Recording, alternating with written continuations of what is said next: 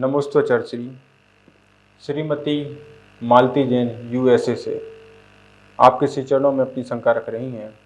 हे गुरुदेव, मैंने अपने रिलेटिव को एक हॉस्पिटल में एडमिट कराया, लेकिन डॉक्टर की मिसअंडरस्टैंडिंग से उनकी मृत्यु हो गई। तो इसमें पाप किसको लगेगा? हमें लगेगा या फिर डॉक्टर को लगेगा, या फिर उनके ही असाता कर्म के उदय थे कि जो मृत्यु को प्राप्त हो गए? कृपया मेरी शंका का समाधान करें। नमोस्तु महर्षि। डॉक्टर की लापरवाही या आपका निमित्त या उस मरीज का अपना कर्म का उदय। देखिए, शास्त्र तो यही कहता है, आगम तो यही कहता है कि जीव का अपने कर्म के उदय बिना कुछ भी नहीं होता है। उस मरीज का ही अपना ऐसा कर्म का उदय आया, असाता का उदय आया कि उसका आयु का क्षय हो गया। अब निमित्त डॉक्टर मिले, निमित्त परिवार वाले जो उसको सही इलाज न करा पाए सही समय पर, बहुत सारे निमित्त हो सकते हैं। तो सबसे बड़ा उदय तो उस मरीज का ही है।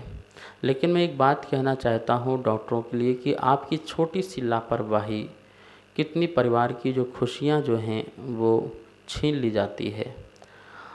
डॉक्टर को हम लोग या सभी लोग भगवान की संज्ञा देते हैं। जैसे भगवान के द्वारे में कोई व्यक्ति पहुंचता है कि हे प्रभु मुझे बचा लो, ऐसे ही एक डॉक्टर की शरण में मरीज या कोई परिवार पहुंचता है।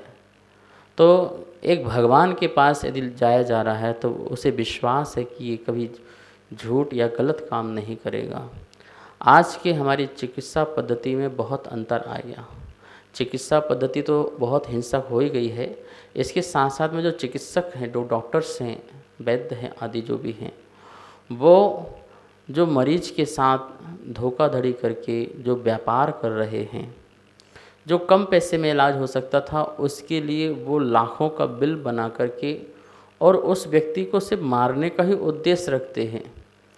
वो देख लेते हैं कि सामने वाला व्यक्ति कितना पैसा वाला है, परख लेते हैं और फिर उसका बिल बनाना प्रारंभ करते हैं और उसको मृत्यु के घाट उतार देते हैं।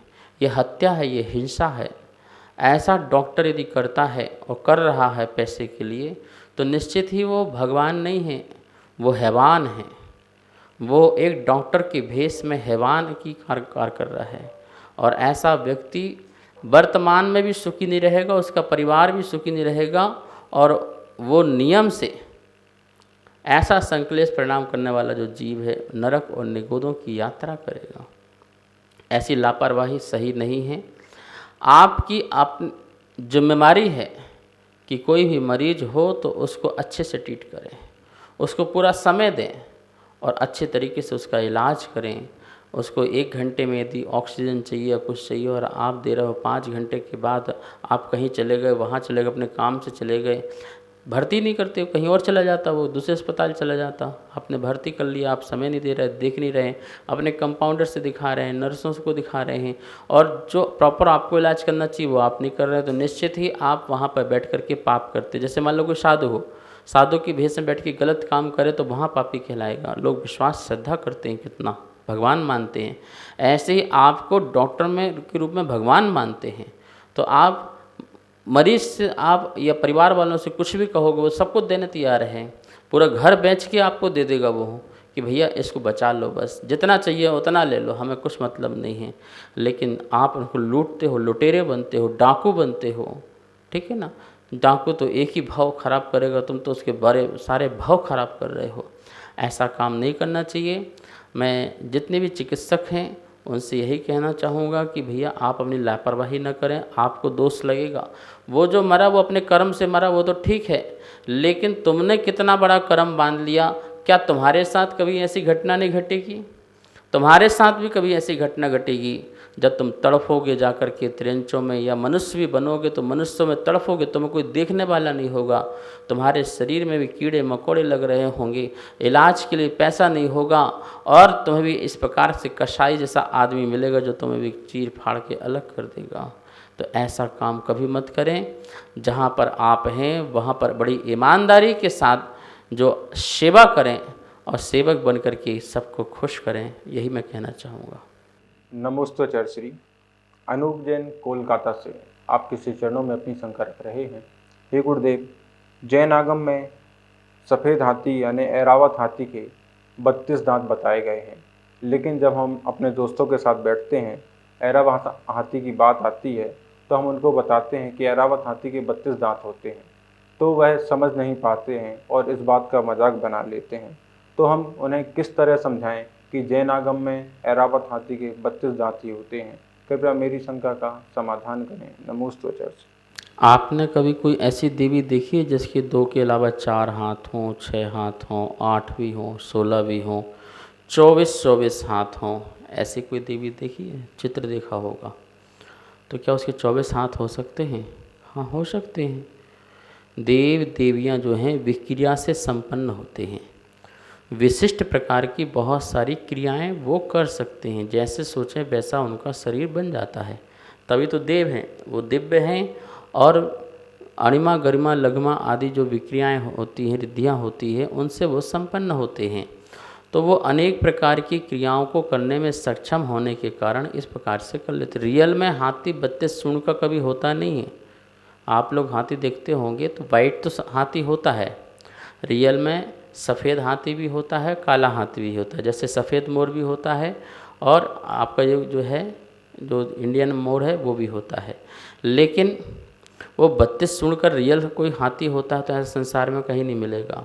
तो हमारे यहाँ जो ऐरावत हाथी की बात कही गई है, जिसमें भगवान को पांडुशिला में अभिषेक करने के लिए ले जाते हैं, वो हाथी जो है रियल नहीं होता, वो होता है देव द्वारा ही अपने को बनाया हुआ हाथी होता है। देव ही अपनी विक्रिया से जो है क्या बनता है, हाथी बनता है।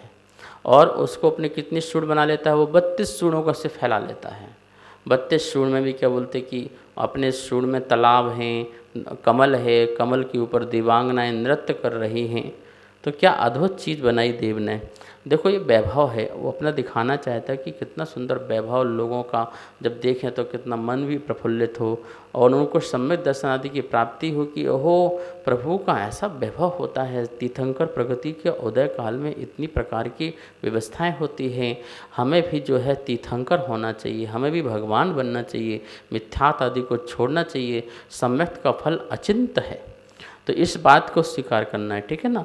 तो इस प्रकार से देव विक्रिया से कुछ भी बना सकता है, इसमें कहीं कोई बाधा नहीं है। तो अपने दोस्तों को ये समझाना भैया असली में नहीं, वो देव के बनी हुई एक शरीर की एक प्रक्रिया हुआ करती है। सभी को सादर जय जिनेंद्र। पूज्य गुरुदेव के मुखारविंद से आप सभी की शंकाओं का नित्य समाधान आगम के अनुसार किया जा रहा है और ये इसका प्रसारण आदिनाथ टीवी चैनल के माध्यम से हो रहा है। अगर आपके मन में किसी भी प्रकार की कोई भी शंका है तो आप हमें नीचे दिए गए नंबर पर बेझिझक भेज सकते हैं और आपकी शंका का समाधान पूज्य गुरुदेव के मुखारविंद से आदिनाथ टीवी चैनल के माध्यम से किया जाएगा। तो आप हमें अपनी शंकाएं भेजें और पूज्य गुरुदेव के मुखारविंद से अपना समाधान पाएं और अपनी शंका का समाधान करें। जय जिनेंद्र। इस कार्यक्रम के पुण्यार्चक थे